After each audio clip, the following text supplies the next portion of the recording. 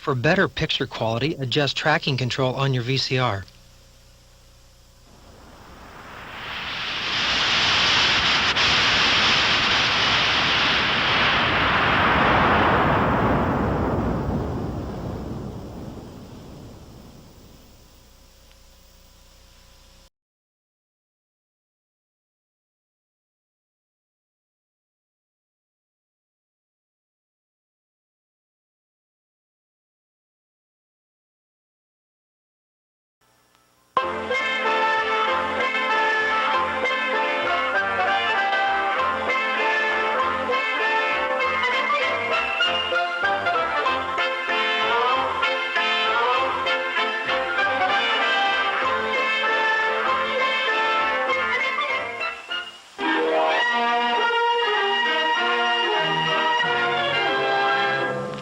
Many hundreds of years ago, the good King Richard, known as Richard the Lion-Hearted, left England to take part in the Crusades, the war against the heathens who had captured the Holy City.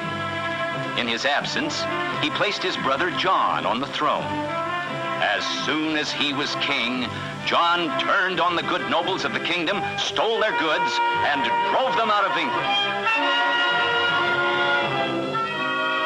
Among these nobles were the old Earl of Huntingdon and his son, Robin. Father, I've come to say goodbye.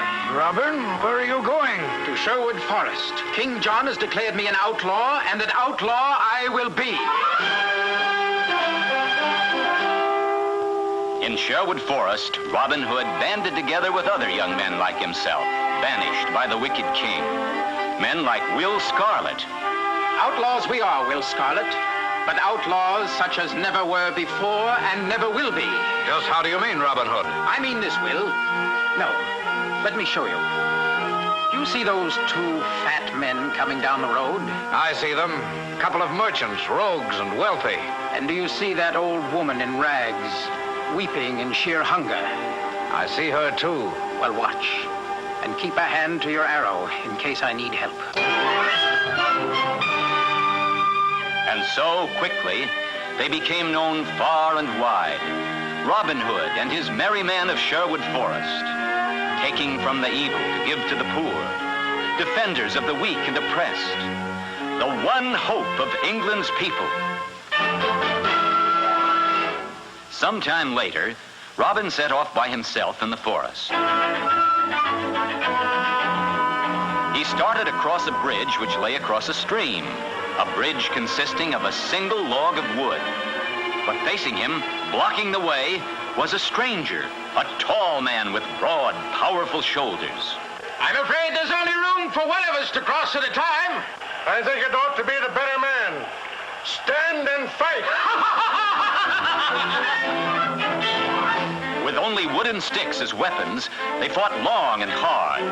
Finally, with one quick, powerful motion, the stranger knocked Robin Hood into the stream.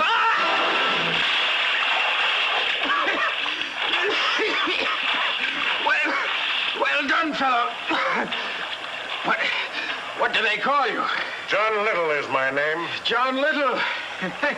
Well, I'll call you Little John. And I want you to join my band as my next in command. And now the band of merry men was complete. And just in time, for King John had posted a reward of 10,000 pounds for the capture of Robin Hood. And none was trying harder to win that reward than the Sheriff of Nottingham. Robin, I have news. The Sheriff of Nottingham is staging an archery contest with a golden arrow as the prize. A golden arrow? What a prize. His purpose in holding the contest is to lure you there. That may be, but I shall go anyway. In disguise.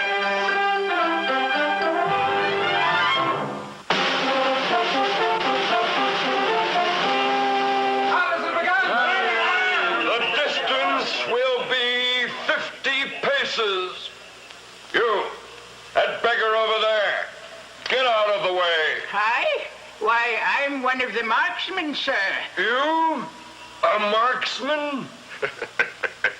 That's rich. One by one, the finest bowmen in the land shot their arrows. Finally, One arrow lay in the exact center of the circle, a bullseye. The winner is Adam of the Dell. Pardon, Sheriff. I have not yet competed. You? Well, maybe it will bring us a laugh.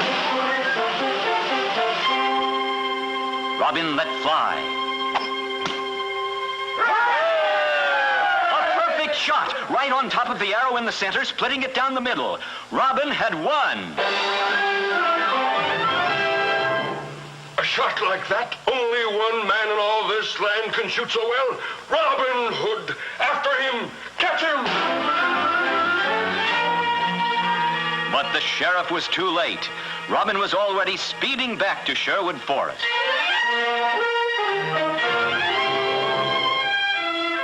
As Robin entered the forest, a knight appeared and challenged him. In the midst of their battle, the knight suddenly put down his sword. Enough. Enough. I didn't recognize you. What? Why, it's your majesty. King Richard the Lion-Hearted, back from the crusade. Robin Hood, your exile is over. You and your men, come back to your homes. But Robin Hood and his men declined the king's offer. They preferred to remain in Sherwood Forest together, living their adventurous lives, taking from evil men to give to the poor.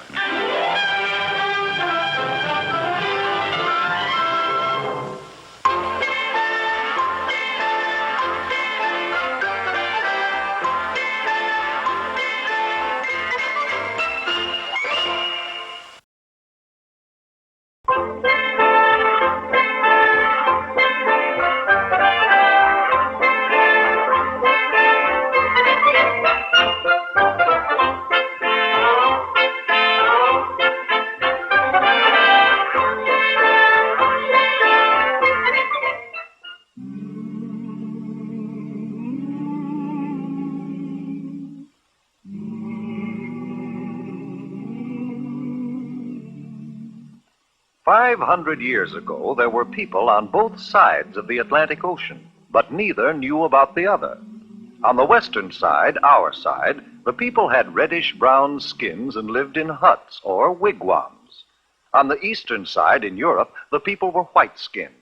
They had learned how to build houses and large sailing ships, but they still didn't know much about the rest of the world. In fact, most of them believed the earth was flat. Then one day, a map maker named Christopher Columbus had an idea. Do you know what? I think the world isn't flat at all. I think it's round like a ball. Did you hear what he said? Did you hear what he said? He said that the world is round. Oh, he's crazy, man. I think the world isn't flat at all. I think it's round like a ball. The world's as flat as the brim of your hat, and that is very plain. I know that I'm right, oh, I know that I'm right when I say that the world is round. Oh, I'm right, I'm right. My thinking is sound and I'll prove the world's round. It won't take very long. But it did take long, 7 long years, before Columbus could convince a king or a queen to let him try out his idea. Then Queen Isabella of Spain agreed to supply the ships and men for his trip. I will discover a shortcut to India and bring back some of the great wealth I find there. And I can do it, for I know the world is round. And instead of going east to India, I shall sail west and reach India around the other way. It will be a shorter and cheaper way, for I'll do it all by sea. Queen Isabella provided Columbus with 3 ships, the Nina, the Pinta, and the Santa Maria. And on August 3rd, 1492, they set sail across the unknown Atlantic. High on the foaming tide, over the ocean, onward our ships will ride, onward, my sailors. The ships sailed onward, but 2 long months after they started, there was still no sign of land ahead. Turn back, Columbus! Turn back, Columbus! turn back until we find India. Onward, men! By October 10th, the sailors and the crew were ready to take matters into their own hands. If Columbus won't do as we ask, we'll put him in chains. And we'll turn the ships around ourselves. Wait! Have you heard? One of our men has just seen a branch in the ocean. What of it? It had fresh berries on it. That means we're near land. Hooray!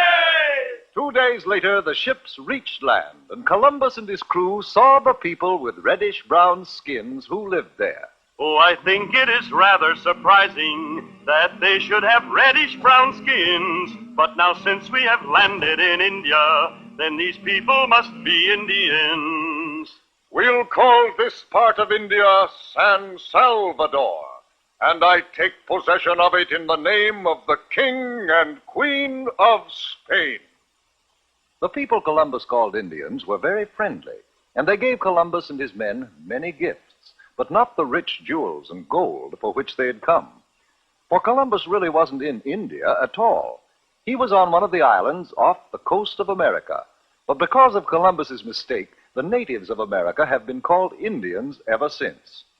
Columbus visited other islands near San Salvador, looking for the great wealth of India. And then he and some of his men returned to Spain. Hooray! Hooray for Admiral Christopher Columbus!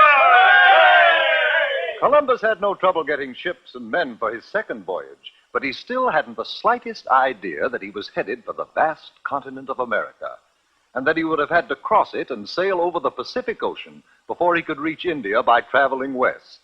The men of Europe were no longer afraid of the ocean. Columbus made 2 more voyages, and other explorers followed.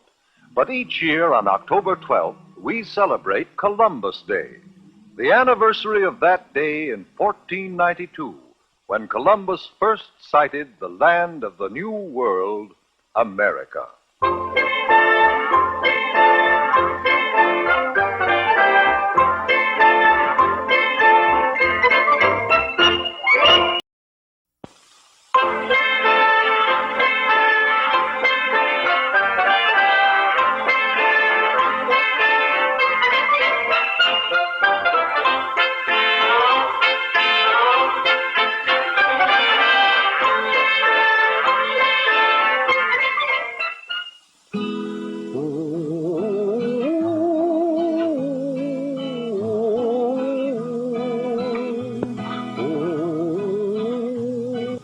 Almighty Paul Bunyan, he lived long ago. His strength and his goodness helped America grow.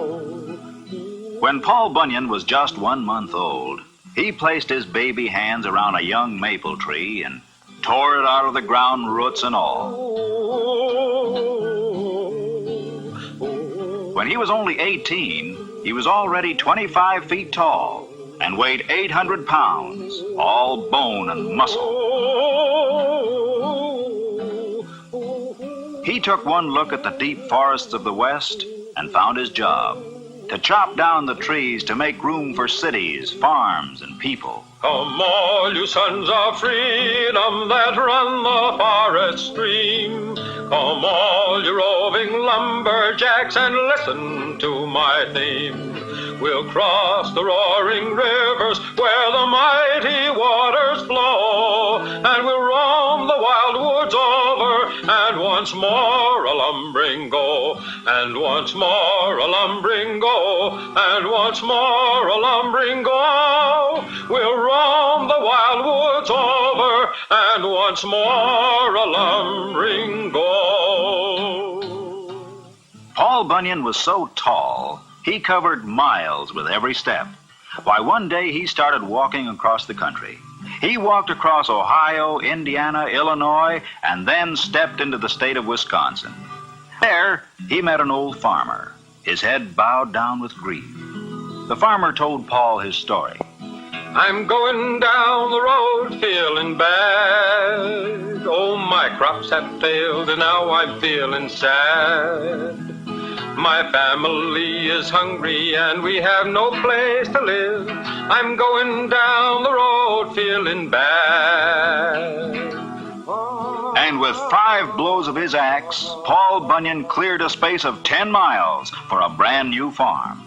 "Thank you, Paul Bunyan," cried the farmer. "You're welcome," said Paul, as he took an extra big step and walked from Wisconsin into Montana. Yes, Paul Bunyan did some remarkable things, all right. As a soldier in the Revolutionary War, he faced a whole line of cannon. As the Hessian soldiers fired at him, he picked up a tree trunk and batted their cannonballs right back, like baseballs.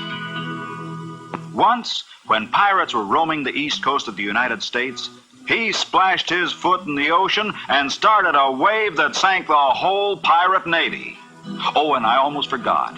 He also built the Rocky Mountains. Paul grabbed a hill with either hand, with a ring-ting-a-tim-ring-a-tid-not-nay, and set them down so they would stand in a row. He built the Rockies up so high, the topmost peak held up the sky, with a ring-ting-a-tim-ring-a-tid-not-nay. Then came the biggest job of his life. The country had no inland waterway large enough for big ships carrying heavy freight. So, Paul Bunyan began to dig. Soon, he had scooped out hundreds of miles of earth. Now he wanted rain, so he clapped his hands together. And down poured the rain, until the holes in the earth were filled with the Great Lakes. Now, one of the Great Lakes was named Lake Erie, and the town of Buffalo was on its shore. It took just another day's work for Paul Bunyan to dig the Erie Canal from Buffalo to Albany, and the inland waterway was completed. In his later years, with his big jobs done, Paul Bunyan went back to one of his favorite hobbies, mountain making. But this was a mountain for children, a rock candy mountain. All the buzzing of the bees in the popcorn trees near the chocolate ice cream fountain, where the jelly beans grow and the milkshakes flow down the big rock candy mountain. Oh, the children eat their fill of the whipped cream hill, and no one's ever counting. There's so much to eat, life is one long treat on that big rock candy mountain. Did Paul Bunyan really live? Well, nobody knows for sure. Almighty Paul Bunyan, he lived long ago. His strength and his goodness helped America grow.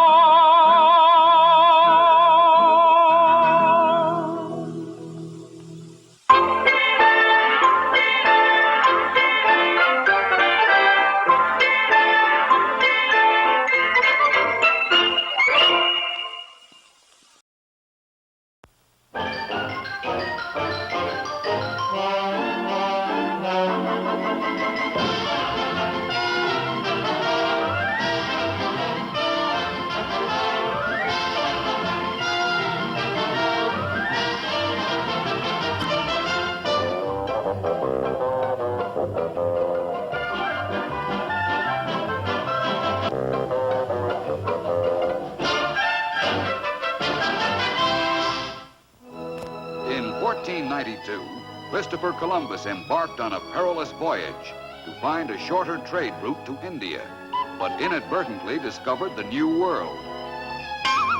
Land ahoy!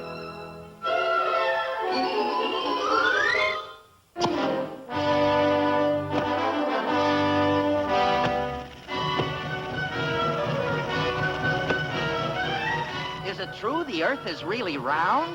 Say, Chris, what's with you and Queen Isabella? No comment. Among our earliest settlers were the Pilgrims, about whom many romantic stories have been written. Perhaps the best known of these is the courtship of Miles Standish. Hello, Priscilla. I'm here to propose marriage to thee in behalf of Miles Standish. Why don't you speak for yourself, John? Well, I like her. Another famous romance was that of Captain John Smith and Pocahontas. Stop, Papa.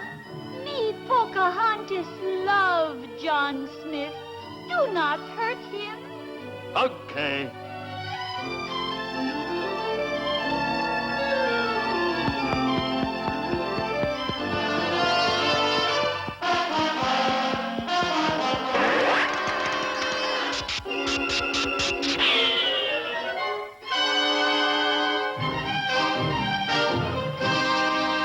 The leader of the early Dutch settlers was Peter Stuyvesant, a brave and fearless fighting man.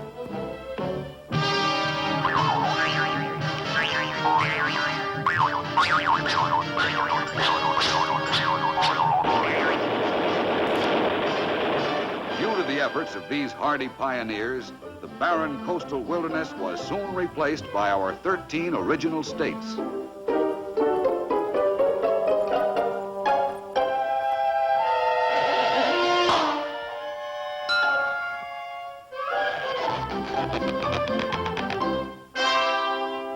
The great scholar Benjamin Franklin demonstrated that electricity was present in the atmosphere by attracting lightning to a metal key.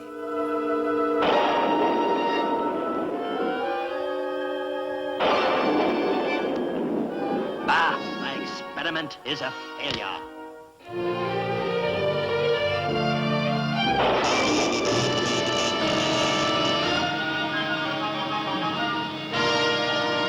Another milestone in American history occurred in 1848, when James W. Marshall discovered gold in California. Eureka! Gold! I'm rich!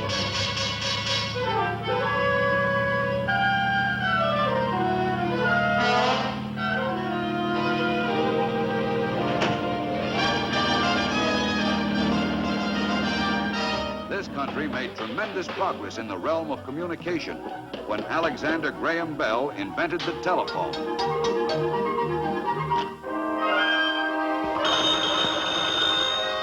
Hello?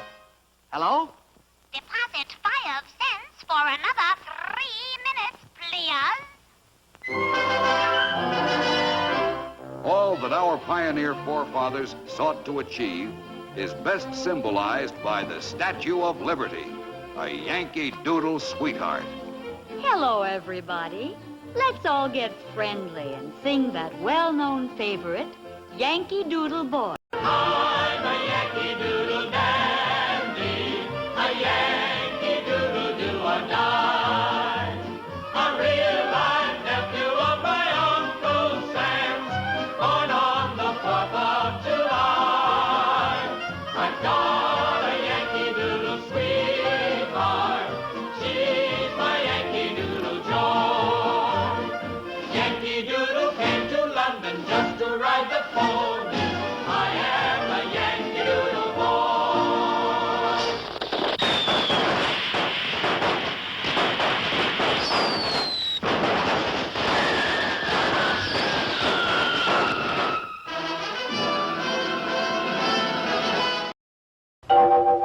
Start the day with a song and sing the whole day through. Even while you're busy working, do just like the birdies do. Though the day may be long, you never will go wrong. Off key, on key, any old key, just start the day with a song.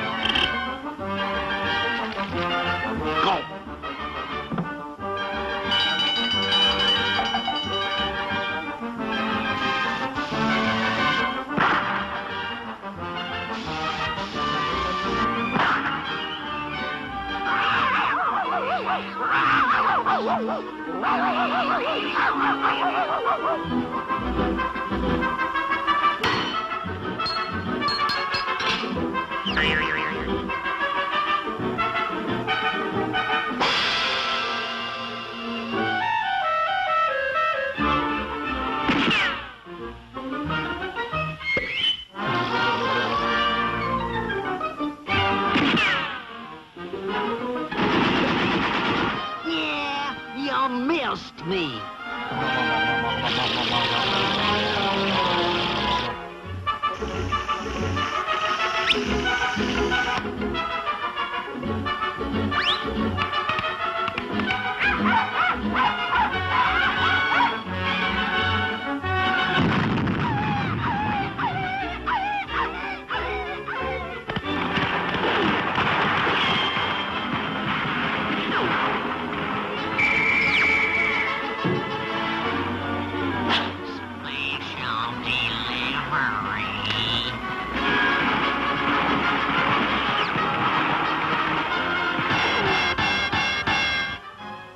Listen, you varmints! The new school mom is a-coming round the mountain today. Let's give her a big reception. And how about you folks joining in too? Just sing along with a little old bouncing ball. She'll be coming round the mountain when she comes. She'll be coming round the mountain when she comes. All the mountain folk will meet her. They will all be down to greet her. She'll be coming round the mountain when she comes. When she comes, when she comes, when she comes. She'll be coming round the mountain when she comes. She'll be looking for a fella when she comes. She'll be looking for a fella when she comes. She don't want no city slicker, just a man who holds his liquor. She'll be looking for a fella when she comes. When she comes, when she comes. She'll be looking for a fella when she comes. She'll be searching for a preacher when she comes. She'll be searching for a preacher when she comes. She will run so level and steady with a man who's rough and ready. She'll be searching for a preacher when she comes. When she comes, when she comes. She'll be searching for a preacher when she comes. Let's make the new school mom feel right to home by singing real loud and pretty. She'll be dressed up for a wedding when she comes. She'll be dressed up for a wedding when she comes. She won't wear no shoes by hokey as she comes around Big Smokey. She'll be dressed up for a wedding when she comes.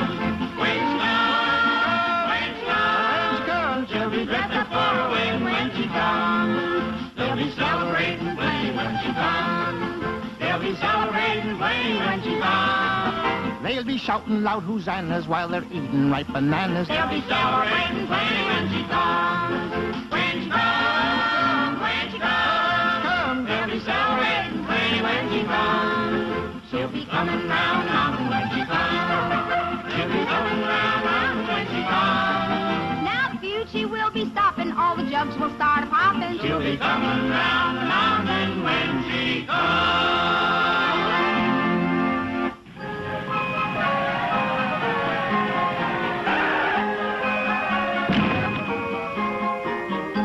Good morning, dear children.